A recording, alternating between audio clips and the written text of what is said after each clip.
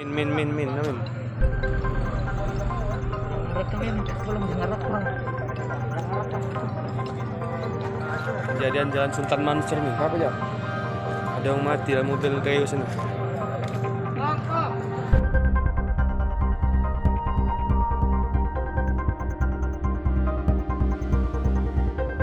Menyikapi adanya dokter yang meninggal di hari Jumat kemarin, berdasarkan pemeriksaan dokter forensik di Rumah Sakit Bayangkara bahwa ditemukan adanya bintik perdarahan di daerah muka, di daerah tangan dan di daerah dada.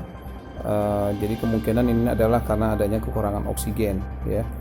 Nah, jadi kalau ditanya apakah ini ada hubungan dengan pemberian vaksin COVID-19 yang diberikan 1 hari sebelumnya, ini bisa kita katakan bahwa tidak ada hubungan sama sekali dengan pemberian vaksin COVID-19 yang diberikan 1 hari sebelumnya kepada almarhum.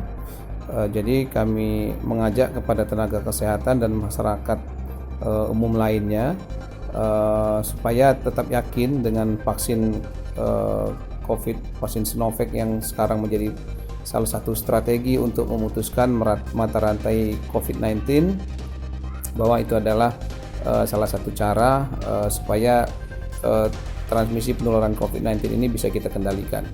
Ya, demikian, terima kasih. Bagaimana hasil pemeriksaan?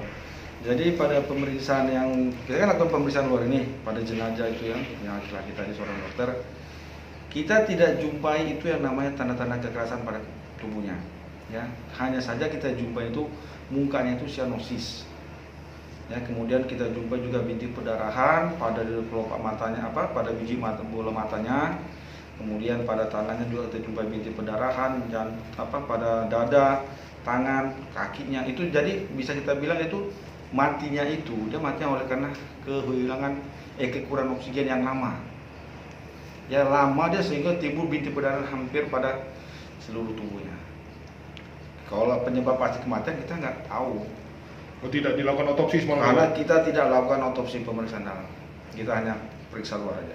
Dok, terkait dengan isu katanya dia ini habis divaksin, ini bagaimana, Dok? Nah, inilah ya, kita ini masyarakat ini kan, begitu ada vaksin katanya habis vaksin mati meninggal. Sebenarnya tidak itu. Karena kalau dia namanya divaksin, itu anggaplah menjadi nama anapilaktik shock. Ya, kalau anapilaktik shock itu begitu kena jarum disuntik, ya kan beberapa menit kemudian atau beberapa jam kemudian itu baru terjadi. Ini kan kemarin ini kan hari Kamis kalau nggak salah kita kan divaksin. Meninggalnya hari Jumat. Itu sudah hampir 24 jam pun bisa kita bilang jadi. Jadi kemungkinan untuk itu tak mungkin. Kalaupun mungkin itu tadi kecil memang, tapi berapa persen mah nggak sampai 1 pun saya rasa. Kita masyarakat kita ini kadang karena masa vaksin ini begitu meninggal habis vaksin katanya. Nah, bisa gitu sebenarnya. Kan harus ada penelitian lagi. Ilmunya, Dok, ya, tak masuk. Iya. Tapi yang jelas dari segi forensik, menurut dokter dari hasil pemeriksaan itu kita bilang itu matinya sudden death. Sudden death itu mati oleh karena gejala kematian yang terjadi di bawah 24 jam, ya kan, tanpa disertai gejala dan tanda.